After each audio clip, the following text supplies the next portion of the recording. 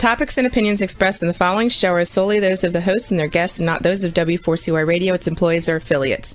We make no recommendations or endorsements for radio show programs, services, or products mentioned on air or on our web. No liability, explicit or implied, shall be extended to W4CY Radio or its employees or affiliates. Any questions or comments should be directed to those show hosts. Thank you for choosing W4CY Radio.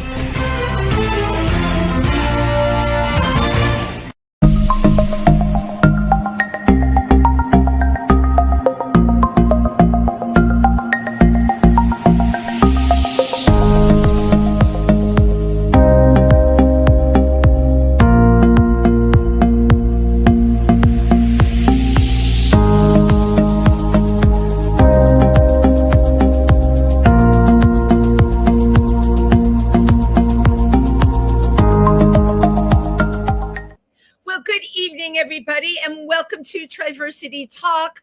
I'm Wendy Stewart, and it's Wendy on Wednesday, and I'm so happy to be with everybody tonight. You know, I do 2 podcasts on Wednesday. It's a long day for me. I do If These Walls Could Talk in the afternoon, which is more of a celebrity podcast, and this podcast at night, which is dedicated to Triversity, the Pride Center, located in Milford, Pennsylvania, and serving the rural parts of the tri-state area. This podcast, I love it because the guests that come on here, we talk about like such incredible life-changing things and have epiphanies and all of that. And I love sharing that with everybody. So if you're coming to us from New York City tonight, that's where I am based this evening. Triversity, our Pride Center, of course, is located in Milford, Pennsylvania. We actually have a really lovely center with a wonderful library of banned books, but we're way more than that. We have open hours. You can come in and have a chat. We have game nights, we have resource books, and we have wonderful people that volunteer with us and, of course, that are part of our board. So please stop in and see us sometime. So our guest tonight, if the name sounded familiar when you saw my promotion for it, it's because they've been on before. And the reason I wanted to have them back, you know, I love watching someone's personal journey and what they go through. And I first met this person really August a year ago at the LGBTQ film festival that we had at the Art Center for Pride Week or Pride Month. I think Pride was a whole month in Jersey City last year. And they had such, I don't know how to explain it besides charisma. It was such joy. It was like someone just discovering who they are, and they just wanted to share it with the world. And they told me all the things that they were working on. So I had them on the show before, and, you know, we chatted, we got to know each other. They started talking about the documentary film that they were involved in and, you know, what their quote unquote new life has been like. I call tonight's segment, It's Never Too Late to Become Yourself. Our guest tonight has lived a life defined by resilience, reinvention, and a refusal to give up on himself. Embracing himself at 59 years of age, he radiates joy and inspires everyone he meets. He has written this wonderful memoir, Walking the Earth, first as a woman, then as a man. Please give a warm welcome to Micky Petrillo. Hey. There you are. You made it. You were my first ever podcast. Oh, you're kidding. Oh, my God. It was the Virgin podcast. I popped your cherry with Triversity Talk, the podcast. You don't know how much I love that. And as I just shared with my audience, I just love following people's lives, because when I have someone on this show or I meet somebody, I'm not like a wham, bam, thank you, ma'am kind of person. I find people incredibly interesting, and especially when I know they've done something cathartic or made an incredible discovery, and I want to be there for them. And, you know, Micky, I've just watched like the past year since we first started talking, and you told me, you know, when you decided to transition, and I've gotten to know you. And then this book comes out, right? And then I really got to know you, because you talk about where you come from, who you come from, and the people that you met along the way that inspired you. So you're a Jersey boy through and through, born into an Italian family. Very Italian. They're Grandfather came from Italy. Right. They are very Italian. In fact, your experience coming into the world and the baby naming ceremony was like a deal that your grandfather made. He would pay for everything if he got to choose the name. Yeah. Yeah, his name was Angelo. So if I was a boy, it was going to be Michael Angelo Petrillo. If I was a girl, it was Michelle Angela Petrillo. Right, but he called the shots because he was going to foot the bill, right? That's how it rolls in Italian families. So you come from a very male-centric Italian family. There's a machoism that also goes with that. What was that like for you? Being Michelle. It was very hard because I was the only girl in the house. My grandparents had built a 3-family house. Me and my parents lived downstairs, but our bedrooms were in the middle with my grandparents, and then upstairs was my aunt, uncle, and 2 boys, cousins. Right. And this is a very Italian thing I want to share with our audience to do this. Yeah, everyone's under the same roof. Right. That's, you built the house for the whole family. Right. And Princess comes along. First, there was my male cousin. Then I come along, and my grandparents had 2 boys. I was the first grandchild. I was the first. My grandmother had 13 brothers and sisters. So there were boys. I was the first because she was the second oldest. I was the first great grandchild, the girl. So, and my grandparents actually moved into a smaller bedroom for 2 people with one closet. And, the princess got a huge bedroom with a huge, walk-in closet. So the princess had that. So I imagine this, this little girl was made royalty from the time she came in with frilly dresses and everything that defines that word feminine. You must have been ready to jump out of your skin. Well, what I was told is that I was ripping off like a young child. When I told Jenny, aka Mom, that I was a trans man, she said, makes sense, because there was always, from an infant, I was just ripping off, dresses and my shoes. You couldn't stand it. Right. And I guess that's why at 5 years old, I was just so miserable, suicidal, depressed, angry. 5 years old, you felt suicidal at 5 years old. Wow. Oh, yeah. If you read my diary, and I found it a few years ago, and my therapist made me throw it away. It was all this: God, please take me. I don't want to wake up in the morning. Please. I hated everybody. I hated myself. And then I'd wake up the next morning going, God, why didn't you take me last night? Right. Why am I still here? Micky, it's very important what you're saying. We really didn't get into this on the last show because we meet a lot of parents with transgender children of a very young age, right? And that's a very controversial thing right now. Where you hear people say, oh, it's a phase. Oh, how can they know? The kids know. And there are a lot of very supportive parents out there that really want to help those kids. And it's extremely challenging right now. So I want to thank you for sharing and saying, honestly, that at 5 years of age, you didn't want to live. That's such an awful thing for any kid to feel that way. Well, I was, at that age, I was just a back in the 60s, I was just a tomboy. Right. They didn't know what that was. I didn't know what that was. But actually, I look back now and I say, I was a man born in a woman's body. Yeah. So, my brain was not, and my mannerisms were more masculine, but my outside. So it's not something you choose. It's like you're left-handed or right-handed, your color blue eyes, whatever. that's just my makeup. That is what transgender is. You're born this gender, but it doesn't match your outside. So that's what goes through the turmoil. Well, the turmoil is, we live in a society, right, where everything's categorized, no matter how you slice it.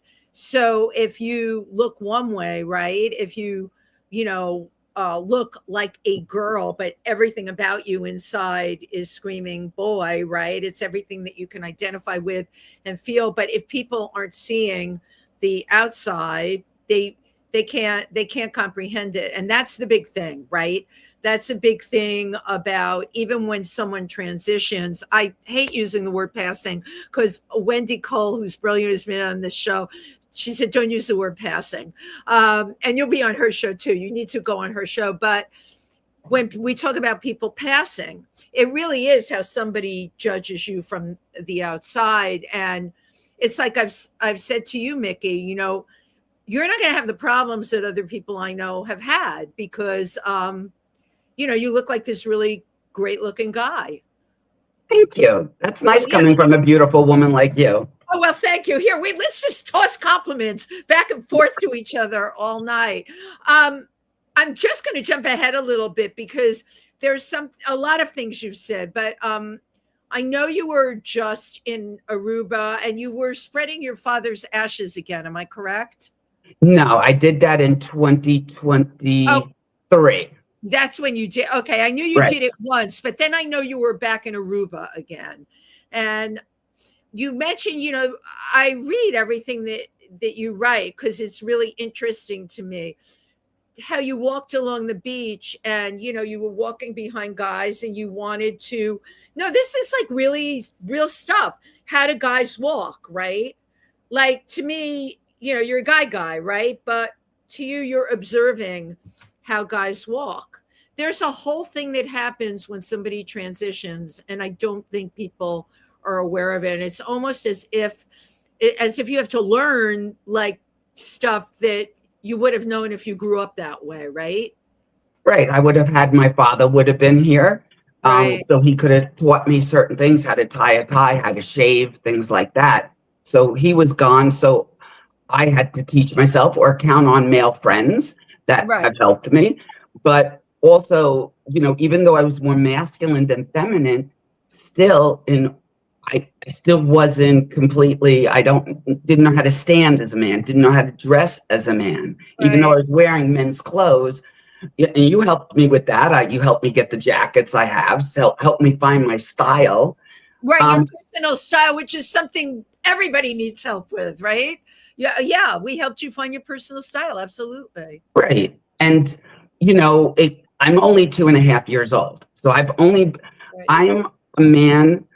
I'm a 2.5-year-old in a 62-year-old man's body. Yeah. So I'm going through puberty, but I also have to learn because I'm not 2 years old watching my dad or other men in my family, how they're walking, talking, mannerisms, how to interact with men and how to interact differently with women. So I don't come across like I'm flirting with them, or if there's their male husband or boyfriend is around, I can't just go up to a woman and talk to them.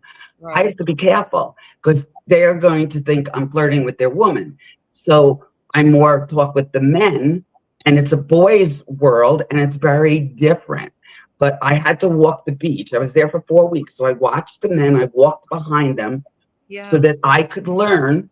Then I got empowered by this, and I was owning my space. So when men were coming this way and I'm going that way, I didn't move. Last year, I'd be like this because I didn't have confidence. I don't move now. I make them move. Women, of course, I let them, but I'm owning my space. You're owning it. No, this is really great. First of all, I've had a lot of different people on this show that have transitioned. This is something that no one has mentioned. How do you find the power to own your space? What led you to that? Dominique Jackson has been a big influence. We've been friends for over a year. And I would say, I was always saying thank you to people who accepted me as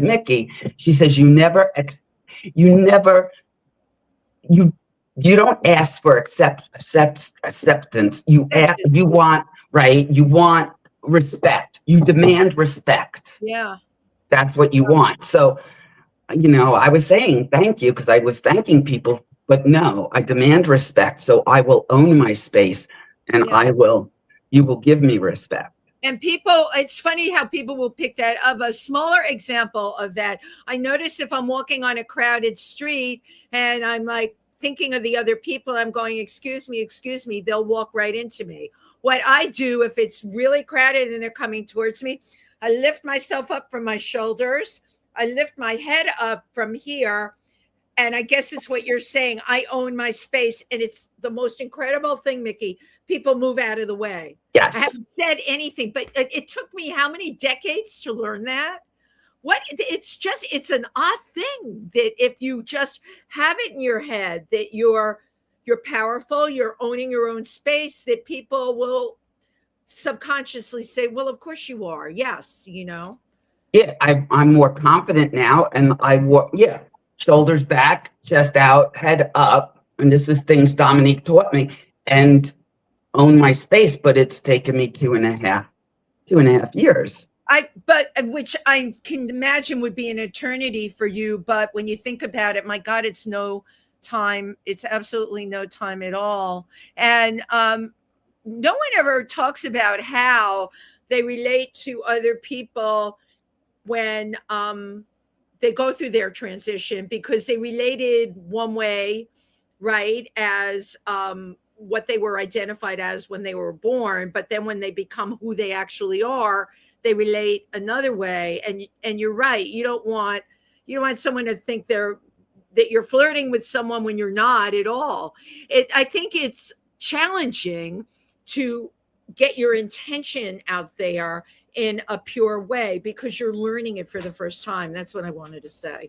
That's why I watch and I learn. And in Aruba, it was like men will buy other men drinks. Like I'm sitting down at the bar and they're like, oh, bro, have a drink with me or whatever. Gross. Right. And it's like, oh, bro, you're here by yourself? Yeah. And they're like, oh, my wife and kids are at the pool. I got to get away from them. And it's just like, and all these bros, and they all shake hands, and men talk to men. There is a secret society. I'm going into the elevator, and a guy will be like, oh, hi, bro. Hi, brother. And they're like, oh, do you play golf? We need a fourth tomorrow. Or I said to this guy in the elevator, oh, you went fishing? Did you catch anything? He said, no, but we're going out again tomorrow. You want to come?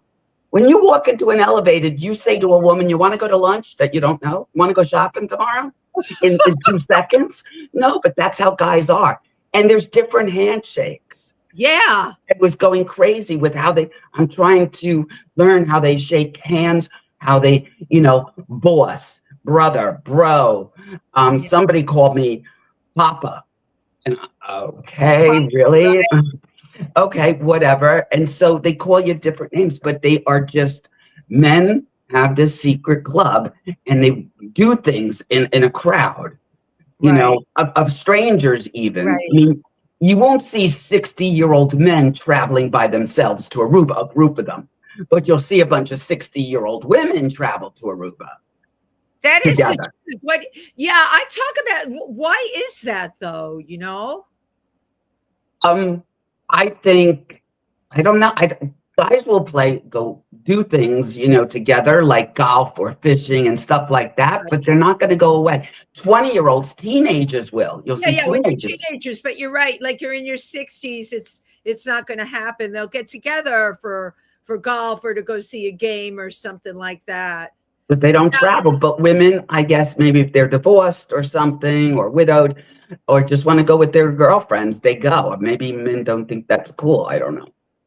Interesting. I'm going to have to put some of this into ChatGPT, Mickey, because you got me thinking about so many things right now. I thought it was very interesting that you opened up your book in the courtroom, right? This is a memoir. You didn't start when, Mickey came into the world as Michelle. You opened it up in the courtroom. Is that because you actually felt you were born on that day? Yes. I celebrate December 20th, 2023 is Mickey Petrillo's birthday. I went on Facebook when I said, I'm proud to announce as of today, my name is Mickey Petrillo, and my pronouns are he, him. You don't have to understand it. I don't have to explain it. I ask you to respect it or move on quietly. Right. So that's why I'm saying this year I'll be 3 years old. Michelle's birth was January 3rd, 1964, but Mickey's is here. I do celebrate both because Michelle got me to this point. So thank you, Michelle. Really, really important. Right. You'll see Michelle looking up at Mickey and so proud. And Mickey's looking forward as I'm not looking backwards. Mickey's looking forward. Right. And I was going to discuss the cover with you because I love the cover. I love that you, first of all, this picture that you chose of Michelle couldn't have been more adorable, but she's not in a princess dress. And they didn't do this in AI or anything. Andrew did this. I had this picture that I love. Right. And she's looking, she was looking up because that was like a modeling photograph taken by a photographer. And a sassiness to her and a don't mess with me. Look at the body language. Yeah, that's why I love it. And I was very rebellious as a young age. And I think that's why my grandfather liked me so much, because my cousins, when he would yell at us about mowing the lawn or something, they would cry. And I'd be like, hey, if you don't like it, how I'm doing it, I'm going inside. Bye. Bye. And they'd be on the floor crying because Grandpa didn't like what they did. But I'd answer him back. I was just right, exactly right. I'd answer them back. I answer him back, and he respected that. Right. I pulled a quote out of the book that I absolutely love, and I think for people that are listening, it's really like some words they can live by. To those who choose to leave my life and never wanted to meet the man I am today, thank you. Your departure taught me how to stand tall, how to be proud of my own truth, and how to move forward even through heartache.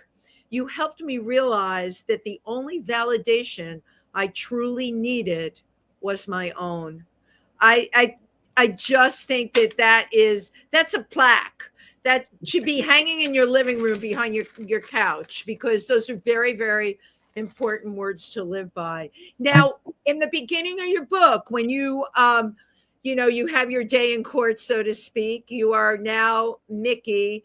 You had your cheering squad with you, except for one person. One of your girlfriends did not support you so well. She was there, and it's explained in the book how different. Right. Yeah. We've known each other since childhood, and she talked me out of it 4 years earlier when I said I want to remove my boobs. I didn't understand why, but I just don't like them, and she talked me out of it. And then when I told her what I was doing, she said, "Oh, you're doing it for attention." Okay. I remember you saying that, and I know you wrote about that in the book, and yeah, that's like, right. And 15 years, best friend, to ride or die, to death do us part, friendship. That hurts to lose somebody like that. I lost, Jenny, my AKA mom, Lori. I mean, those were very influential, people that were close to me, and a lot of family walked away. Right. We have a lot of people that come on the show that talk about these kinds of loss, especially when a person transitions. What helped you navigate the pain of that? You and Rose, especially Rose, who said, you are chosen family. Right. When you guys told me I was chosen family. Now, how powerful is that? You don't have to like me or want me in your life. You don't have to want me in your life. It wasn't like we have the same blood, so okay, have to like Mickey. Right. He's a cousin or whatever. You chose me. I mean, the first moment Rose saw me, she was the first woman to give me a kiss on the cheek, and she gave me a name. I don't know, Count or something in your royal name, right? We have royal names, right? Right, and so that helps me. I mean, it still kills me at times, but it's like, no, Rose always reminds me, you have a chosen family. So that's what I have to think about. Chosen family, but I think something, and I've had to learn this too, the people that are not chosen family, right? If they meant something to us and we have to let them go because they can't see us on our terms, which they need to do, we have to let them go with love. Like, it can't be, I hate this person, or you have to just say, I'm setting you free with love. Okay, the door will be open if you want to come back. No, I wish them luck. I wish Jenny, she's healthy. The last time I saw her, 3 years ago, I wish her the best that life has to offer. I am her only child, her only family. I know. It's like you're the only child, and I'm a mother of an only child. I guess I have a hard time wrapping my head around how a mother of an only child can just not want to be in that child's life.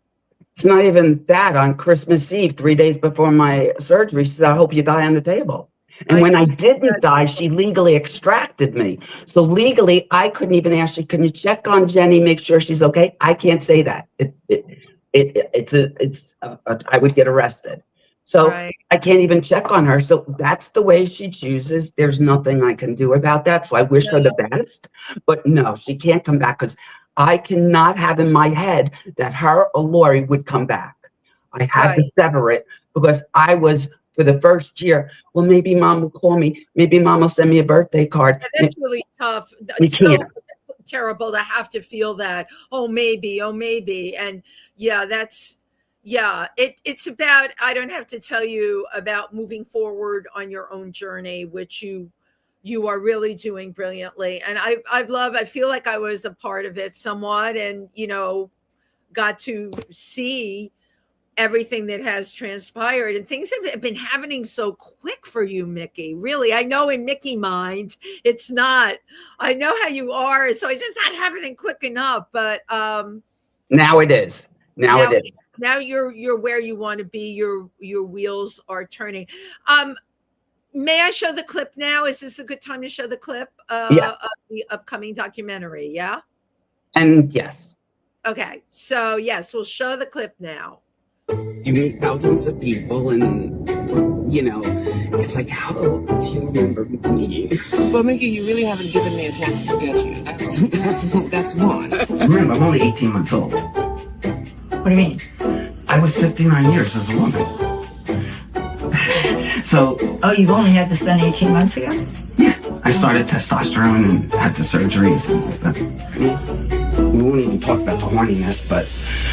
Yeah. You're so full of shit. The person who is our guest tonight was a late stage transitioner. At 30, I kissed a girl, loved it, and shouted from the rooftops. Hi, honey. Hi, honey.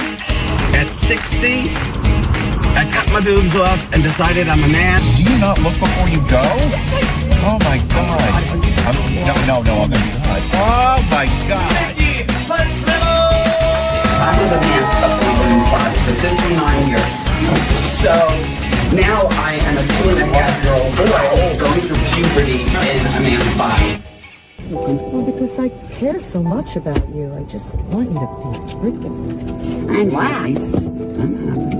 God. Here's my paper. My person. The mayor's office contacted me, and they want me to be a speaker.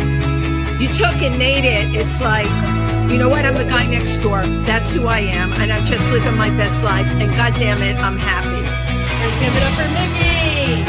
Micky's philosophy is whatever will be, will be. I can't wait to wake up in the morning and live my day.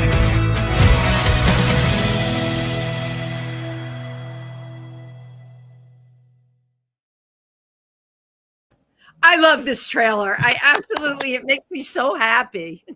Nugget is the star in it also. And there's Nugget. Could you hold Nugget up to the camera? Hi, Nugget. She's in the movie. And she's adorable. And this is her. The movie's called Call Me Micky. So very exciting for you. So what's your goal with the movie besides, telling people who you are? What kind of reaction do you want audiences to have? How do you want that film to affect people when they see it? What's your message? well, it's really Andrew's message. He's the filmmaker. I was told a couple of weeks ago, I am just a subject. So we call me the ape in the conga because it's his film. He has been filming for a year. Every move I make, I have to do video diaries. I had to do everything. And so he's the filmmaker. He decided he wanted to call it Mickey. To me, it's the man I was born to be, but doing the little episodes now of different things. But Right. this is a way to introduce the world to Mickey through other people's eyes. But that was all Andrew. So shout out to Andrew Rasmussen, producer and brains behind this film. Yeah. He's the filmmaker and the director, and Dominique Jackson is the executive producer. He's the executive producer, right? And you are just the lowly little subject that the film is about. I'm the ape, and he bought me a big giant ape. He bought you a giant ape. In your own opinion, though, what do you want people to feel after they see it? What do you want them to say? How do you want them to look at transition? Well, since I now know after transitioning that I was put on this earth to make a difference. My goal is to show, change the perspective people have of the trans community through humor and a radical connection. Not political, not oh me, oh my, but through humor, like Some Like It Hot or Victor Victoria. You laughed with them, you accepted them. So, like my family and friends who left me, they loved Michelle, but never bothered to get to know Mickey. And I'm a much better person, but they didn't stick around. Okay. You should not hate a group of people because an administration is saying, hate this group of people. You shouldn't. Get to know me. If you don't like me, fine. That is your right. Get to know a trans person. I have a gift. I have a personality that attracts people, and I'm approachable, and I'm funny and down to earth. So if I can change people's minds about the trans community, and I am, then by telling my story, I tell everything on Facebook, on social media. Ask me any questions. You want to know something? Ask me. Yeah. I will tell you, because some people said, I'm sorry, I was ignorant. I didn't know a trans person. I said, I didn't know one 3 years ago either. But so let's all learn together and just don't judge a person until you get to know them. Just give them a chance. Maybe they're, Mickey, what makes you such a great connector? There's a bunch of things, but you speak like normal stuff that we all talk about. This whole thing with trans, how it became this odd thing used politically, for the life of me, I will never understand, right? But if more and more people get to know more and more people that are like Mickey, that are exactly like everybody else, that's it. I never understood this whole trans thing that they politicized in this country. It's the oddest thing on the face of the earth to me, other than those people that did it saw trans as different than, and it was played upon politically, right? As human beings. And if you look at like the human tree, if you watch evolution, there were warring groups of people. Why do people war? Different than. Why did they want the enemy killed? Different than. So politically in this country, they took something that didn't fit into cisgender male or female, right? And used it as a weapon. That's what you're seeing. What I feel about your film, yes, I know bless Dominique for producing it and Andrew for being the concept behind it. But at the end of the day, Mickey, you're going to be the one that is going to change minds. I wish I had 10 Mickeys that I could send out on speaking tours to these places in the country where trans is a scary word to them. They don't understand it. It's just something they can't even wrap their heads around. Because when you look at your film and then you meet you as, God damn it, everybody is just the same as everybody else. Why can't we just play in the same sandbox? And I have to give a shout out here to people that are listening. Mickey bought his first house at 21. This man is an entrepreneur with a very successful business. Okay. Not, when people point to people that hang out by the docks and use that horrible word tranny, we are not talking about that. We're talking about a whole other thing. And I know a whole bunch of yous, by the way, that they're just living their lives. They're professionals. Let's just leave people alone and let's just support them. And I'm sorry that you had to wait till 59 years of age. I've talked a lot on this show about late stage transitions because I think those are the hardest kind. I've had a number of young trans people on this show that transitioned in their 20s, went to supportive colleges, had supportive families. Let me tell you, it's a whole other ballgame, I don't know about it being that hard. It was meant to be when it was to be. What you think that this was supposed to be your time? The reason I feel it's hard knowing these people, many of them, had relationships with somebody. Now that relationship is going to change. Many of them have had teenage children. That's a whole other thing. You didn't have to deal with that. But then that becomes, you'll know this word, a whole mishigas, right? Yes. But you know what? If I was 16 and got thrown out of my house, I don't have to worry. I own my own business, Baskets and Beyond. You've received one, but I own my own business. So I don't have to worry about at work being thrown out of my job. I don't have to worry about somebody kicking me out because I own my own home. So for me, my purpose, it was easier because I'm not in a relationship. I'm not married. Right. And your story is not the typical one because it was like you got your act together really young. It's almost like you knew, like a prophecy, right? You knew you were going to be on some kind of path. You put your own roof over your head at 21 years of age. Come on, that's not a common thing to do. No. I came from an upper middle class family. I could have had anything I want. You still had a million part-time jobs while you were going to school and you were in varsity sports. That's a very dynamic person that does that. I don't know where it came from because nobody else in my family was an entrepreneur. But to me, from a very early stage, it was like money's freedom, money's freedom. My therapist says, because you needed to get out of there to try and become yourself. So It was like, I have to have my own money, I can do whatever I want. I got my own money. Nobody can tell me what to do. Right. So that's what I did. Didn't know what, but whatever it is, I wish it was earlier. So I didn't have all those times trying to commit suicide. But you know what? I lived through it. I'm here. And you're having a grand old time now, and it's all going forward.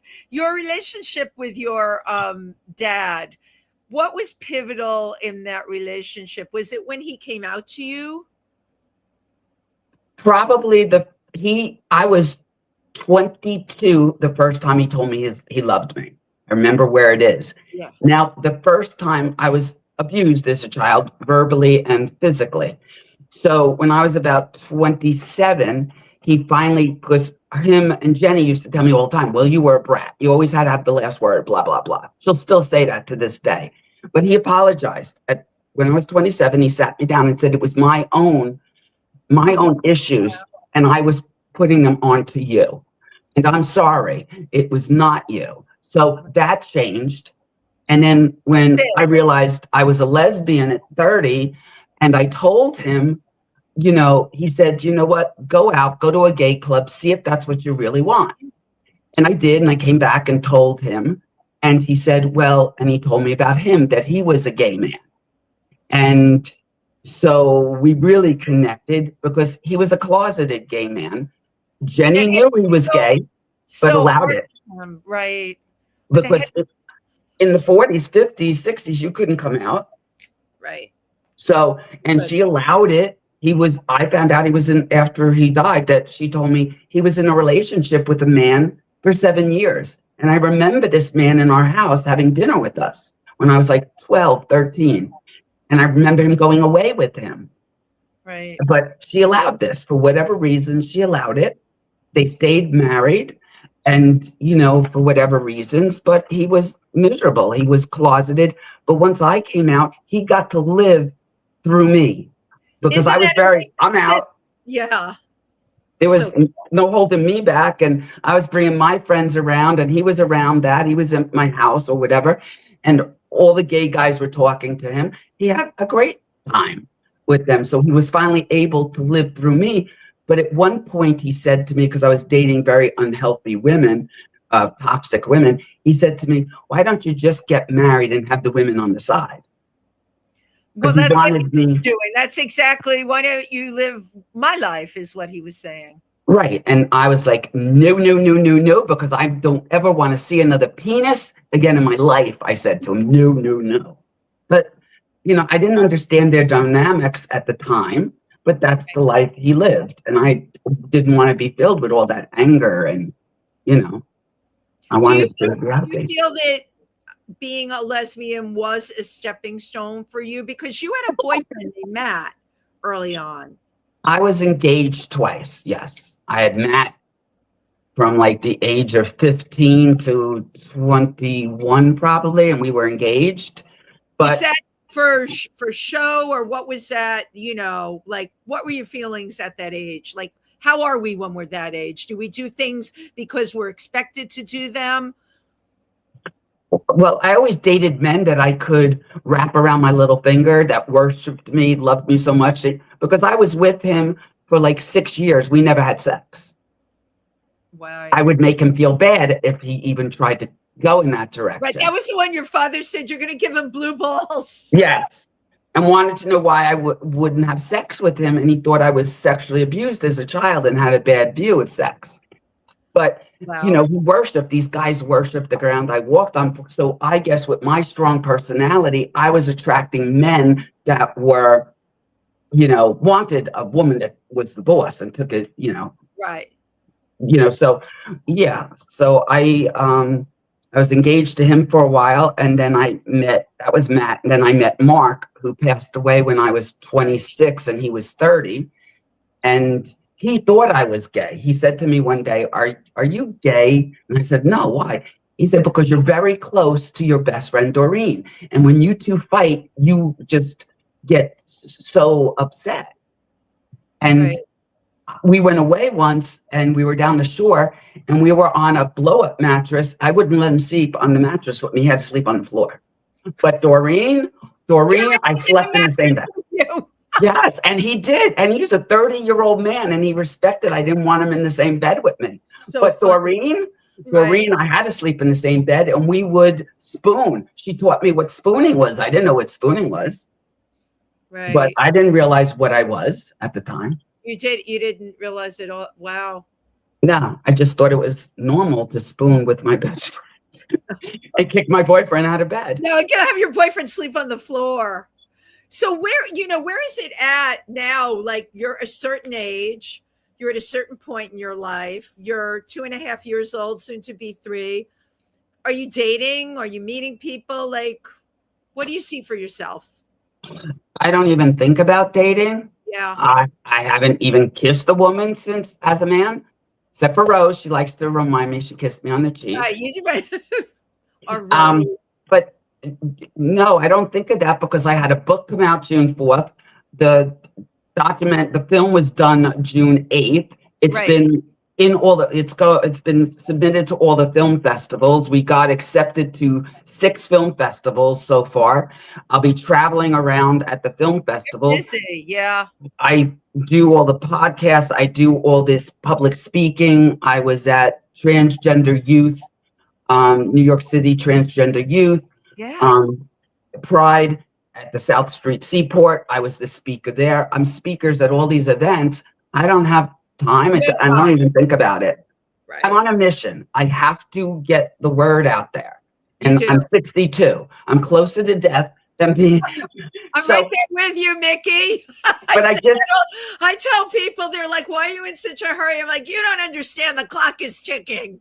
right. That's what I tell Andrew. I'm like, Andrew, you're much younger. I need to get, Right. I need to get the word out. I need to do this. Yeah.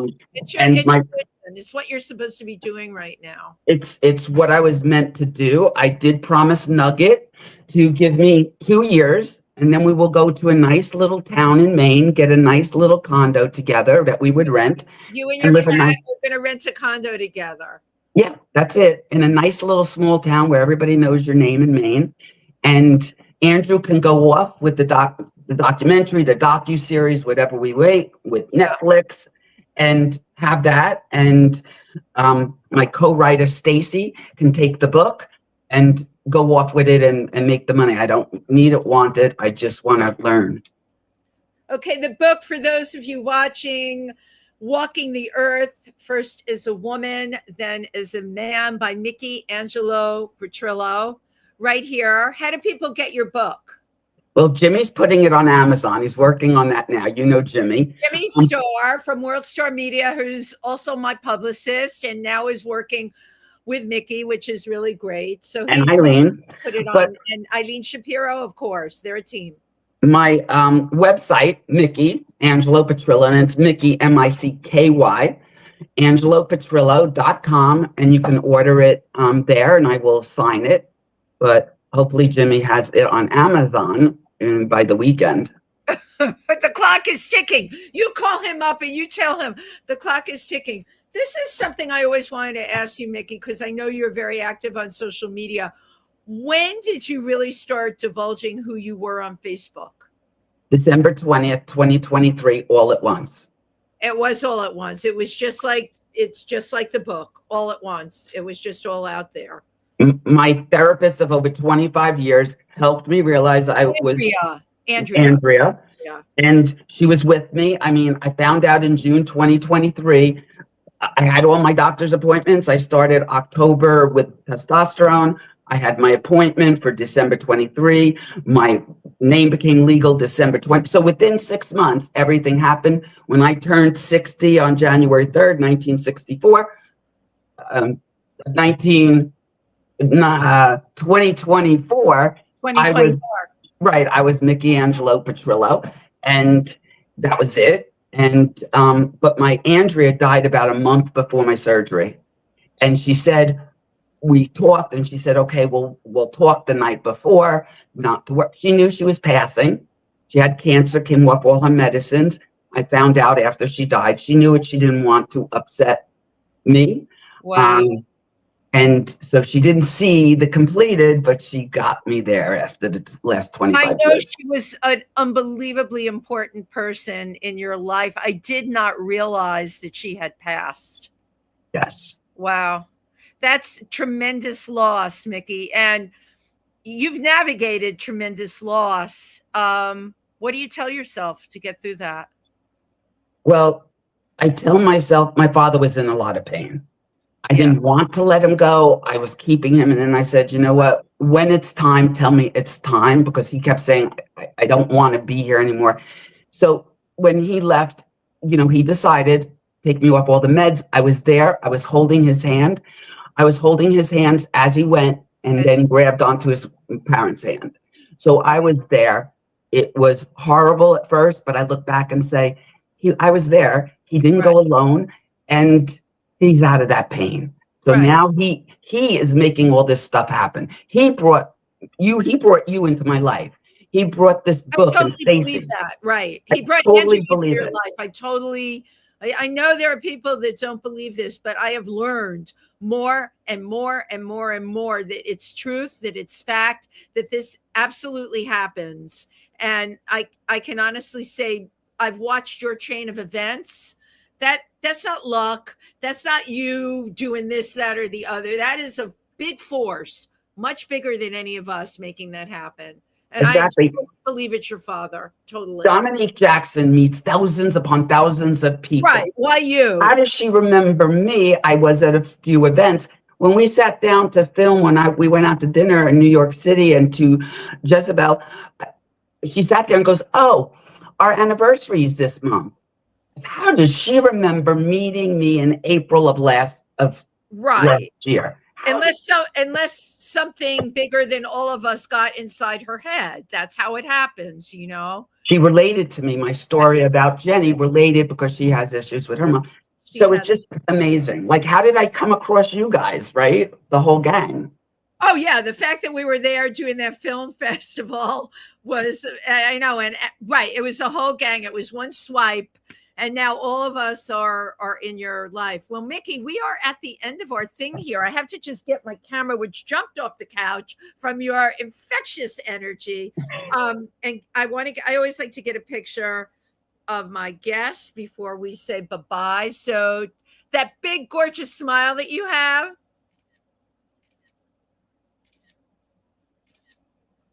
Cool. Thank you so much.